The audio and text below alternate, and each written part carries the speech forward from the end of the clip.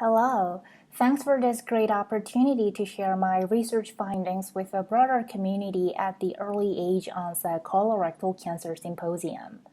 I'm Jeannie He, a research fellow in the Department of Nutrition at the Harvard T.H. Chan School of Public Health.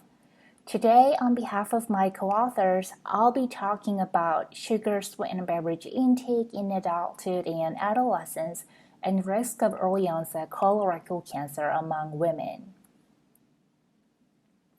Sugar-sweetened beverages include drinks sweetened with added sugar or high fructose corn syrup.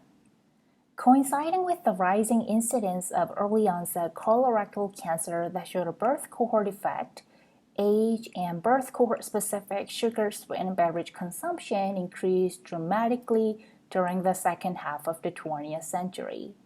Specifically, caloric contribution from sugar-sweetened beverages more than doubled among individuals under age 50. Sugar-sweetened beverages can lead to adverse metabolic repercussions throughout the life course, including obesity, insulin resistance, and type 2 diabetes in both childhood and adulthood. However, epidemiologic evidence on the role of sugary drinks in colorectal carcinogenesis remains relatively inconclusive. More recently, though, emerging experimental studies have strongly supported such a link. A study published in Cell Metabolism elucidated that excess fructose intake surpassing the small intestinal absorption capacity reaches the colon and impacts the colonic microbiota. Also, according to another experimental study published in Science, APC-mutated mice treated with high fructose corn syrup showed a substantially increased tumor size and grade in the absence of obesity and metabolic syndrome.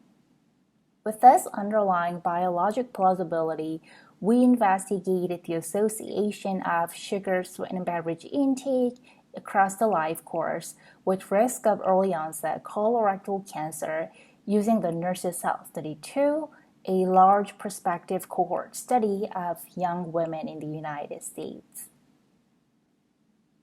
Over up to 24 years of follow-up, 109 incident early onset colorectal cancer cases have been documented. Here, one serving of sugar-sweetened beverages equaled 8 ounces. Compared with women who consumed less than 1 serving per week of sugar-sweetened beverages, those who consumed more than 2 daily servings had a more than doubled risk of early onset colorectal cancer, with a 16% higher risk per daily serving increase.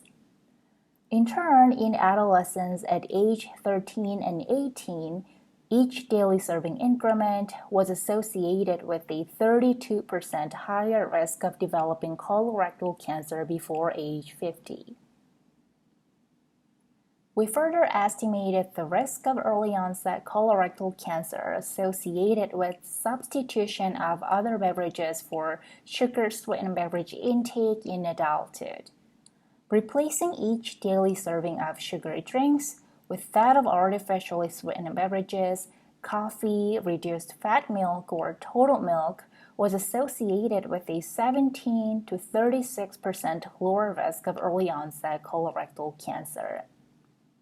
In summary, in this large prospective cohort study of U.S. women, higher intake of sugary drinks in adulthood and adolescence was associated with a substantially higher risk of early onset colorectal cancer, adding unique epidemiologic evidence that sugary drink intake may partly contribute to the rising incidence of early onset colorectal cancer. Reducing sugar-sweetened beverage intake and/or switching to other healthier beverages may serve as a potential actionable strategy to prevent colorectal cancer in the younger population. With that, I'd like to wrap up my talk, and thank you very much for your time and attention.